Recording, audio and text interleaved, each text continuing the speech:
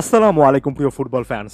কি অসাধারণ একটা অনুভূতি, আরো একটা অনুভূতি, রীতিমতো চোখের শান্তি, মনের শান্তি মোমেন্ট। আর্জেন্টিনা আরো একবার কোপা আমেরিকা চ্যাম্পিয়ন। এর আগে স্পেন এই জিনিসটা করেছিল 2008 ইউরো, 2010 বিশ্বকাপ এবং 2012 ইউরো জেতার মাধ্যমে তিনটা জাতীয় দলের টুর্নামেন্টে ব্যাক টু ব্যাক ট্রফি জিতেছিল। এবার আর্জেন্টিনা সে একক কৃতিত্ব গড়ে দেখালো। এই ট্রফিটার মাধ্যমে রেকর্ড বুকেই কিন্তু অনন্য আরো একটা জায়গায় স্পর্শ করে ফেললো লিওনেল স্কালোনির এ দল।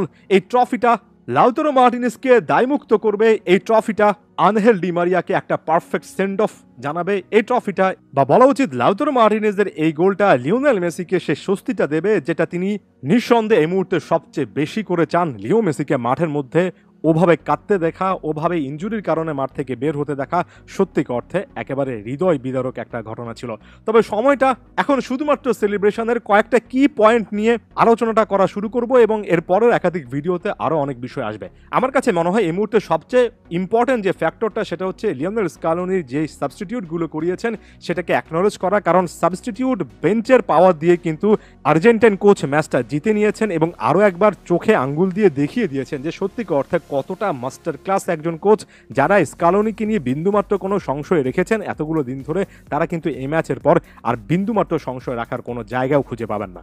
যে গোলটা লাউতারো মার্টিনেজ করেছেন, মহামূল্যবান একটা গোল 112 মিনিটের সময়, সেই গোলটার যদি আমি অনেকটুকু পিছে চলে যাই, সেখানে লিয়ান্দ্রো পারেদেসের দুর্দান্ত একটা ট্যাকেল ছিল যার মাধ্যমে তিনি প্রতিপক্ষের একটা আক্রমণ ঠেকানোর চেষ্টা করেছেন। তারপর বলটা পারেদেসের থ্রুতে মাঝখানে লাউতারো মার্টিনেজ এসেও কিন্তু জয়েন করেছিলেন এবং লো চেলসোর কাছে বলটা যখন গেল, লো চেলসোর একটা মাত্র টাচ, এতটাই গিফটেড ট্যালেন্টেড একজন ফুটবলার লো চেলসো যে ওই একটা মাত্র দুর্দান্ত টাচ পাসের মাধ্যমে যেভাবে আনলিশ করেছেন, যেভাবে জায়গা বানিয়ে দিয়েছেন লাউতারোর জন্য এবং লাউতারোর অসাধারণ ফিনিশিং। এমন সিচুয়েশনে 1 ভার্সেস 1 সিচুয়েশনে গোলকিপারের গা বরাবর মারান, এদিনও একই রকমের জিনিস চেষ্টা করেছেন, তবে প্লেসমেন্টটা কিছুটা উপরের দিকে ছিল।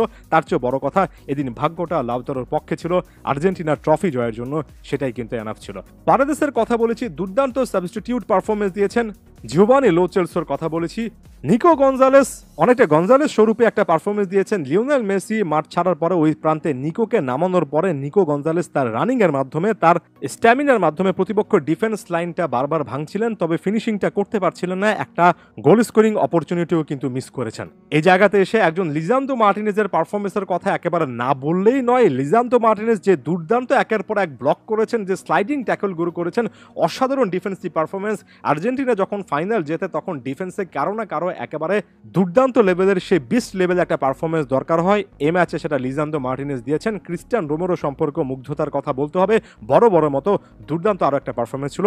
এমি মার্টিনেজ গোলবারের নিচে অনেকটুকু শান্ত ছিলেন। এমিলিয়ানো মার্টিনেজের কাছে যতবারই বল গিয়েছে, যতবারই কলম্বিয়া আক্রমণ করেছে, এমি মার্টিনেজের মুভমেন্টগুলো, কর্নারগুলো ধরা বারবার করে কিন্তু আর্জেন্টাইন ফ্যানদেরকে আশ্বস্ত করেছে। নিকোলাস তাগলেফিকো দারুণ পরিশ্রমী একটা ম্যাচ কাটিয়েছেন। Enzo Fernandez, Mac Allister, Rodrigo ডিপলরা মিলে মিডফিল্ডে যে ওয়ার্ক রেটটা দেখিয়েছেন, হ্যাটস অফ টু দেম। এত পরিশ্রম করে খেলেছেন কারণ কলম্বিয়া একটা লম্বা সময় ধরে কিন্তু ডমিনেট করছিল। হুলিয়ান আলভারেসের মুভমেন্টগুলো বড় বড় মতো শার্প ছিল। লিওনেল মেসি প্রসঙ্গে চলে আসছে। লিওনেল মেসি আনফরচুনেট মোমেন্টস দেখেছেন।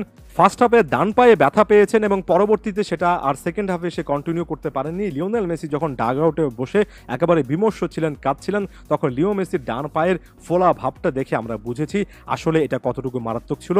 তবে সকল কিছু এই মুহূর্তে ভুলে যান। এই মুহূর্তটা লিওনেল মেসি আরও একটা ট্রফি উঁচিয়ে ধরেছেন।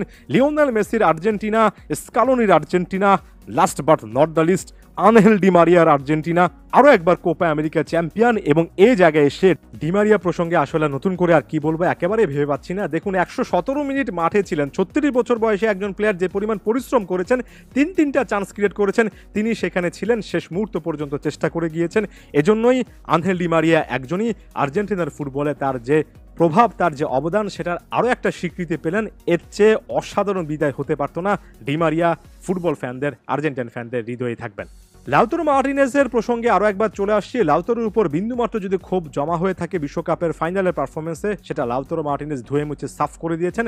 একই সঙ্গে আমি তাদেরকে সাধুবাদ জানাতে চাই যারা ফুটবল ফ্ল্যাগের কমেন্ট বক্সে বারবার করে লাউতারো মার্টিনেজের প্রতি আস্থাটা রেখেছেন, যারা ক্লাব ফুটবল রেগুলার দেখেছেন, যারা 2-3 বছর পরপর কয়েকটা ম্যাচ দেখে প্লেয়ারদেরকে জাজ করেননি, বলে ফেলেননি যে লাউতারো মার্টিনেজ হিগুয়েনের কার্বন কপি, লাউতারো আর্জেন্টিনাকে ডোবাবেন। লাউতারো মার্টিনেজ কিন্তু একেবারে পুরোপুরিভাবে দায়মুক্ত হয়েছেন।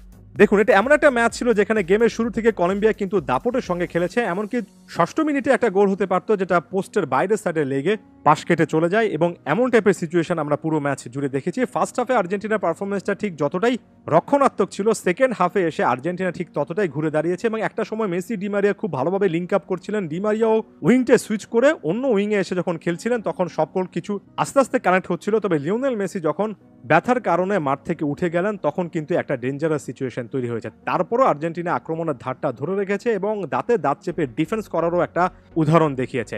এখানে এসে সর্বশেষ 30 মিনিটের পারফরমেন্স যদি বলে, আমার কাছে মনে হয় আর্জেন্টিনা পুরো গেমটা শেষের দিকে এসে কন্ট্রোল করতে পেরেছে, এবং এখানে লিওনেল স্ক্যালোনির সাবস্টিটিউটগুলো সম্পর্কে আরও অনেক বেশি করে বলতে হবে। সত্যিকার অর্থে প্রত্যেকে ওই সময়টাতে এনার্জেটিক পারফরমেন্স দিয়েছেন, এবং আর্জেন্টিনার বেঞ্চে যে একটা বড় রকমের পাওয়ার আছে, এই দলটা যে আসলে কতটা গোছানো, এবং এটা যে শুধুমাত্র স্টার্টিং 11-এর দল নয় সেটা আমরা আরও একবার ক্লিয়ারলি বুঝলাম।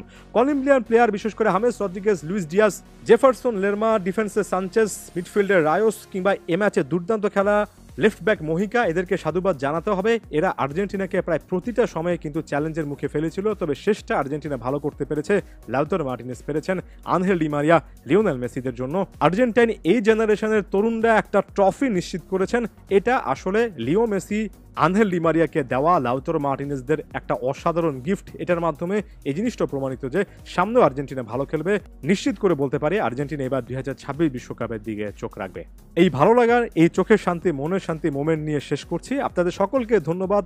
গত 3 বছরে যখনই আর্জেন্টিনাকে নিয়ে ভিডিও দেওয়া শুরু করেছি, আর্জেন্টিনা এর আগে কোপা আমেরিকা বিশ্বকাপ ফিনালিসিমা, আরও একবার কোপা আমেরিকা জিতলো, নিজেকে অনেক ভাগ্যবান বলে মনে করছি। আপনাদের সাপোর্টের জন্য আরও একবার ধন্যবাদ জানিয়ে এখানে শেষ করলাম। আরও অনেক ভিডিও আসবে, অবশ্যই সাথে থাকবেন।